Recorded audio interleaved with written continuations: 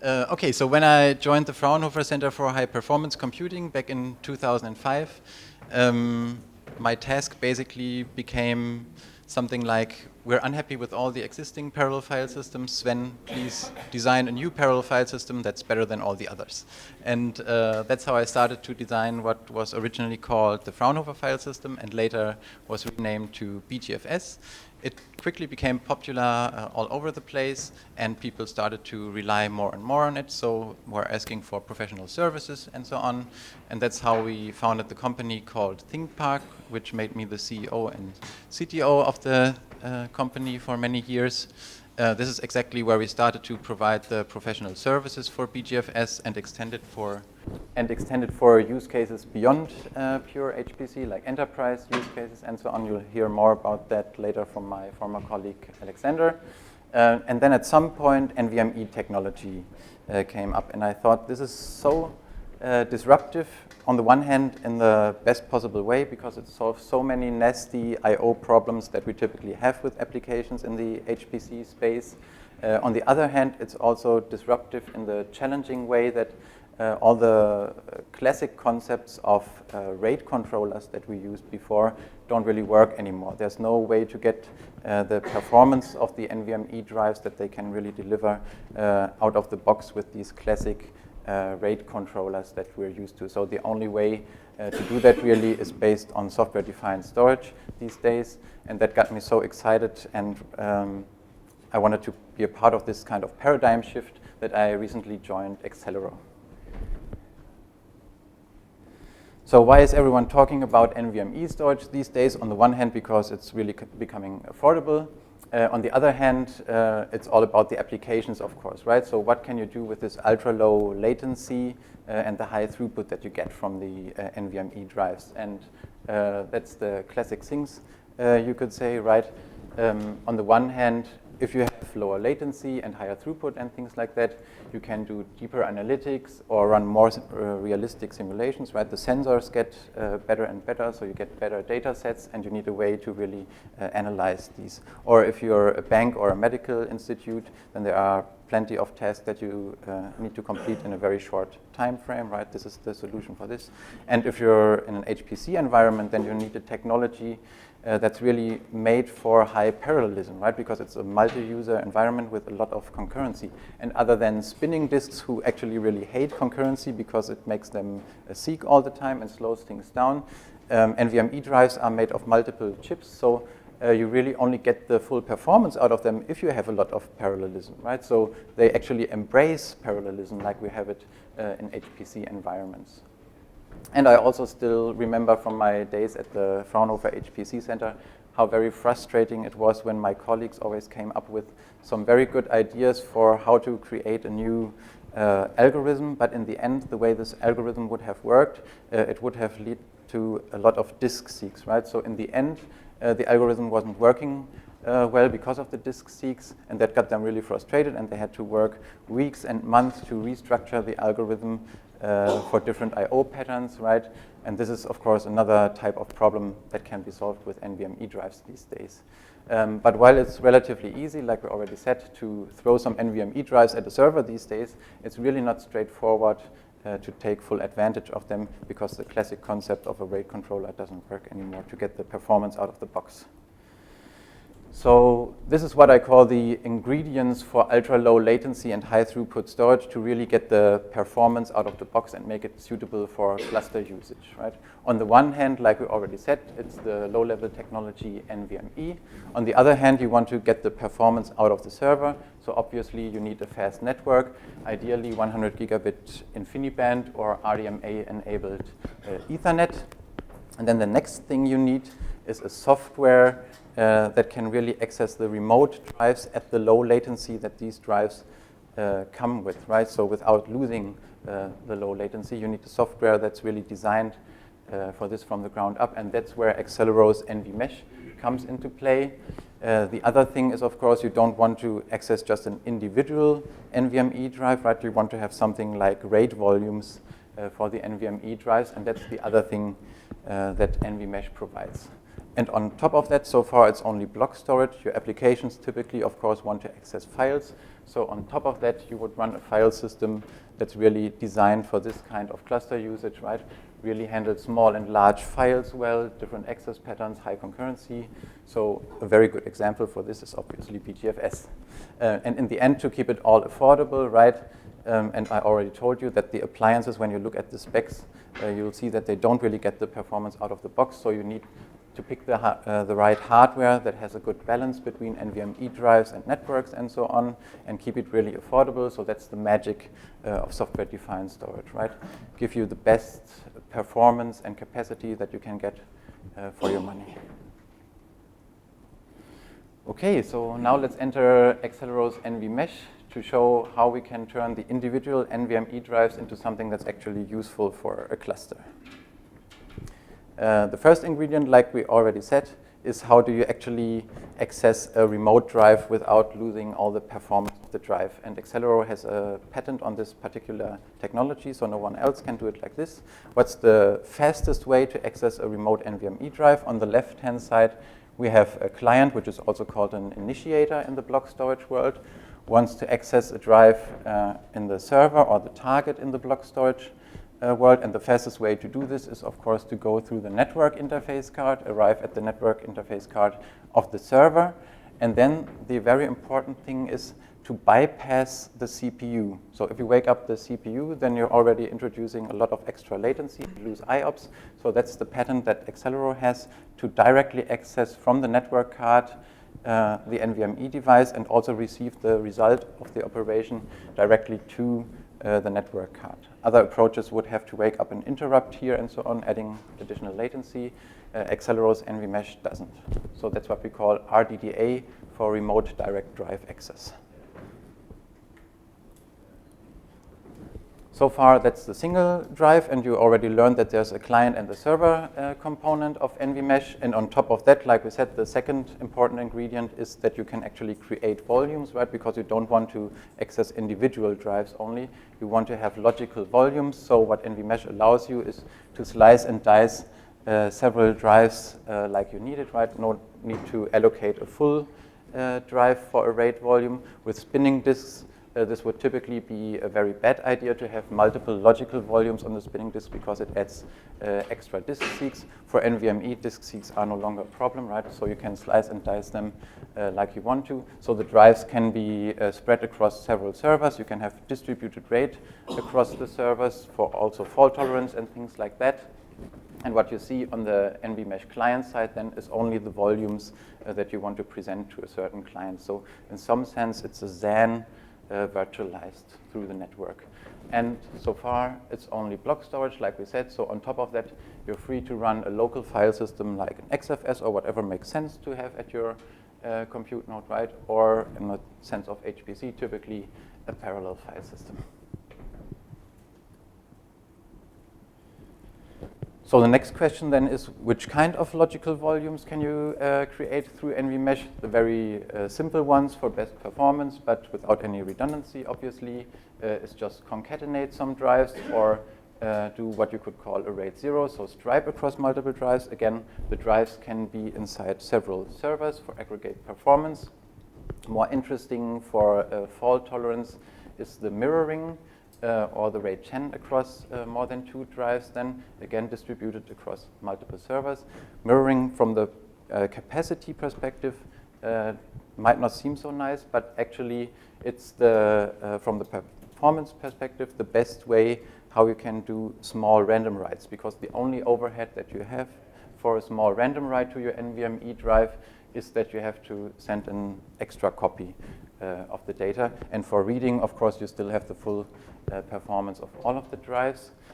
If you want to have more capacity, what's upcoming in NVMesh is also the distributed RAID 5 or distributed RAID 6, meaning you have 1 or 2 extra drives of parity, which gives you more usable capacity.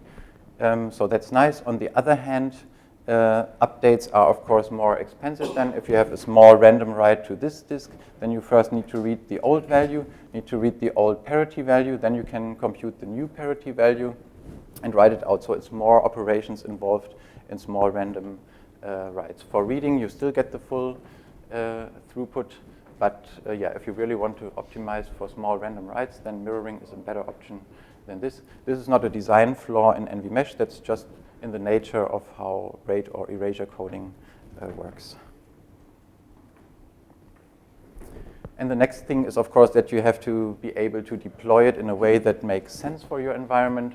The classic case that you can see on the right-hand side is that you have some set of dedicated servers. It's called top-of-the-rack flash here, right? And then you dynamically make it available wherever you need the volumes. Or the other case that we are also often seeing these days is that you have the NVMe drives directly inside your compute nodes.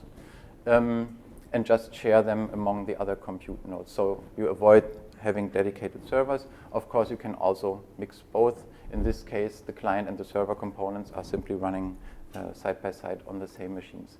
And this also gives you the ability, for instance, to turn the individual NVMe drives inside the compute nodes, if you need it for checkpointing, into a high available resource that cannot fail anymore when the compute node is down, right? Because you can just have a distributed RAID 10 or something erasure coded across all of them. These, let's say, are 10 compute nodes, right? So you can create 10 sub-volumes on all of these drives and then afterwards make one of them available to each of the compute nodes. So it looks to them like each of them has their own NVMe drive, but in practice, it's a ZAN and it's a highly available NVMe drive, right? Still at the same performance because, as I told you, through NVMesh, you can access remote NVMe drives at the same performance that you would have when the drive would be locally inside the client. Okay, so now we have some very fast blocks, and let's see how we turn them into some very fast files by adding some BeeGFS. I'll not go into too much of the details of BeeGFS because there will be a separate presentation about this. So only the very abstract idea. BeeGFS as a parallel file system.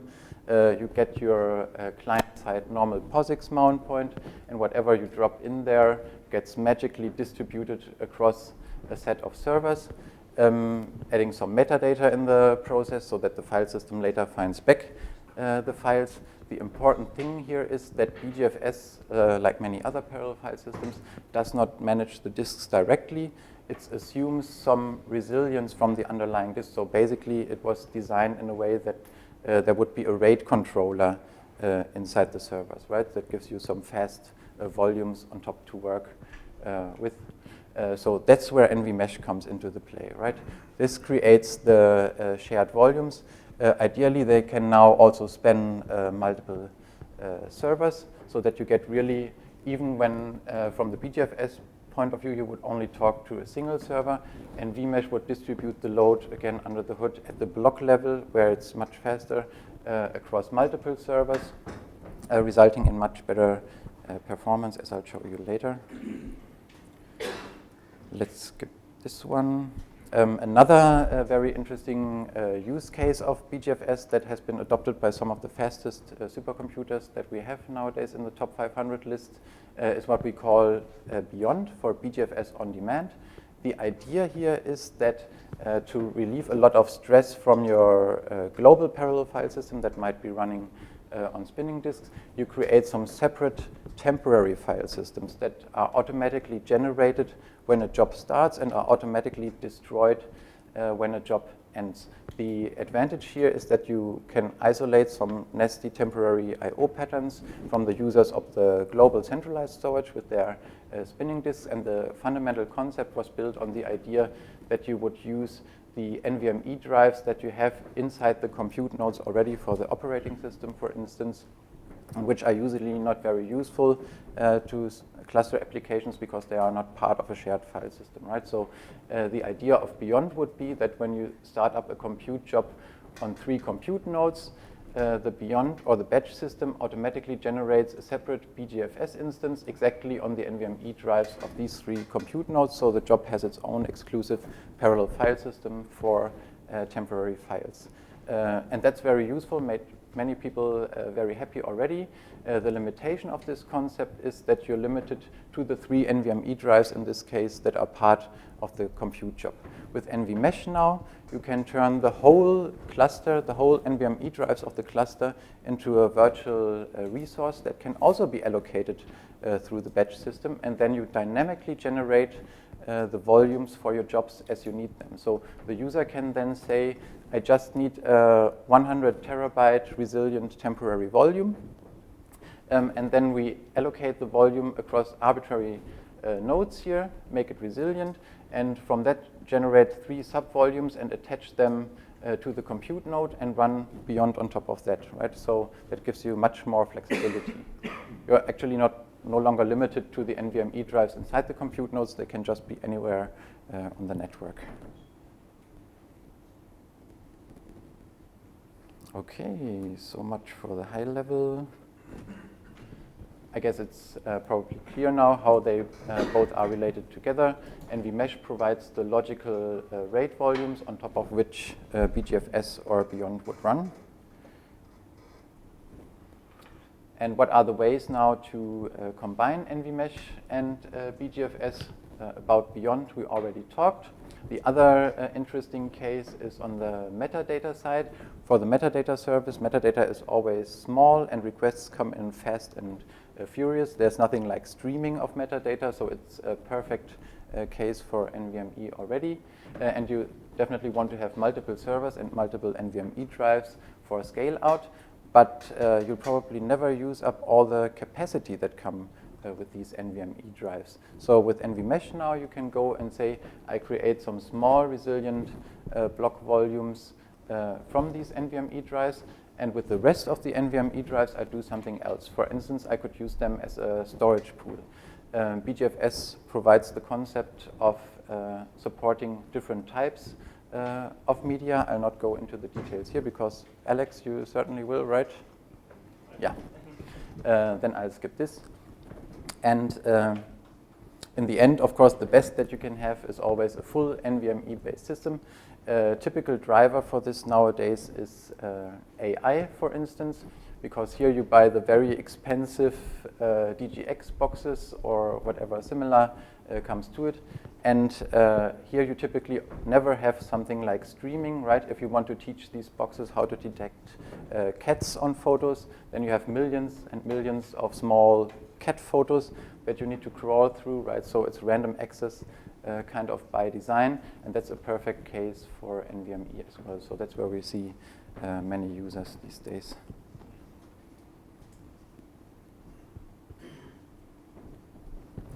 Okay, what to keep in mind for perfect balance when you're designing such an NVMe system, right? That's one of the important differences from just buying an appliance, which will typically not provide this perfect balance, so that you can really get the performance of the NVMe drives out of the box.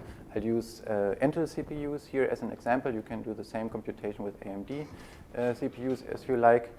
For an Intel CPU, you typically have 48 PCI lanes per socket, meaning 96 PCI lanes for a dual socket system. But if you can, you want to avoid crossing the sockets from the network to the NVMe drive, because by doing so you would add extra latency, and the perfect balance is of course about avoiding latency as much as possible. Then you want to have your fast network interconnect, 100 gigabit InfiniBand link, for instance, that would use up 16 PCI lanes, and then of course you need to match these 16 PCI lanes with 4 PCI lanes per NVMe drives. Doesn't make sense to have more than 4 NVMe drives in this sense, because then you can't get the performance out of the box anymore, right? Because the NVMe drives would be faster than the network then. So you can add more capacity, but wouldn't add more performance in this sense.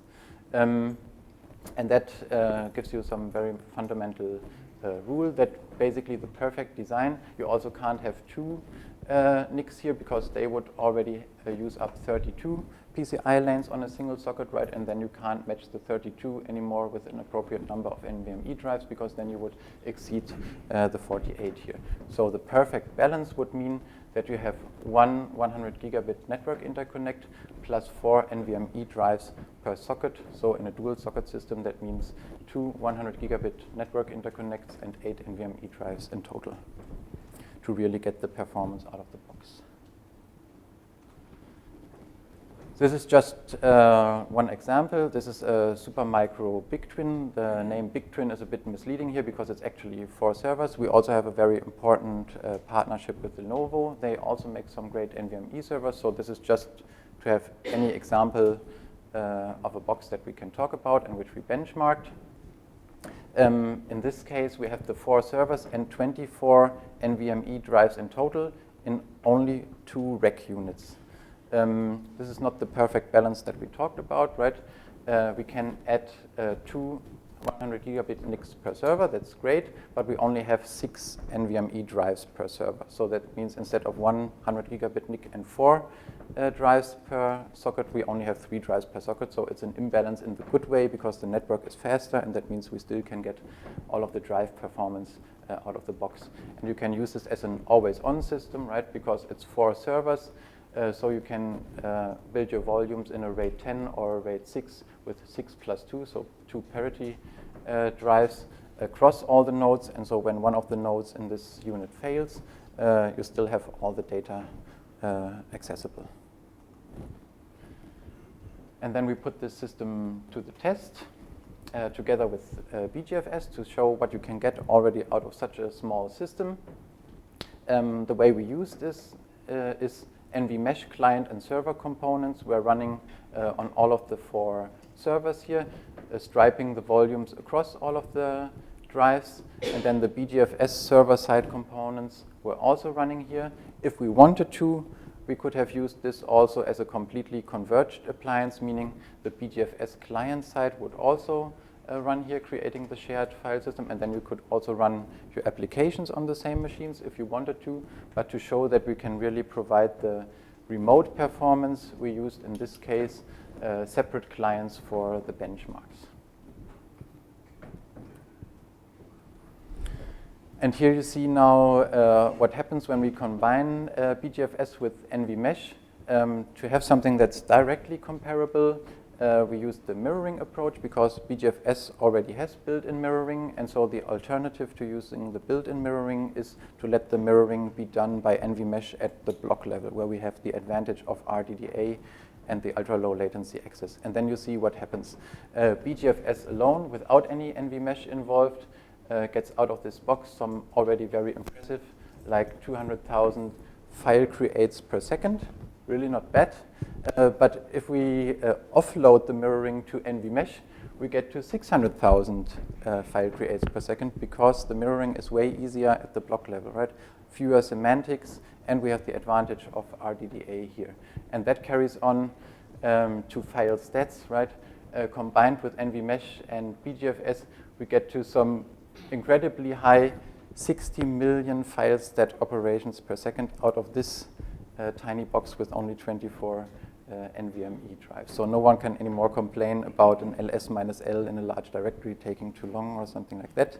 But it's not only about the metadata, of course, it's also about the file contents. So what happens for the file contents? Here for the random 4K small IOs, read and writes, all mirrored, like I said, we get to 1.25 million random small writes and reads per second. Okay, and now getting back to the distributed erasure coding. That's, of course, the best if you have large IOs, but large IOs, again, in the case of NVMe, don't mean streaming anymore, right? Because it's NVMe's, they don't care about disk seeks. So the thing for this benchmark is just we used large IOs, but they don't need to be sequential in large files. They can still be random. The only thing is that they are large instead of only 4 kilobyte sizes. And yeah, then we see, like I promised you, you still get the full read performance out of all the drives at significantly more capacity. It's only 75% usable capacity as opposed to the 50% based on mirroring, because in this special 4-box appliance, it makes sense to have a RAID out of 8 drives, so 6 plus 2. But of course, from the general NVMesh perspective, you can also have a RAID 8 plus 2 or 10 plus 2 or 10 plus 1, and then you get to 90% or more usable capacity at real NVMe speed.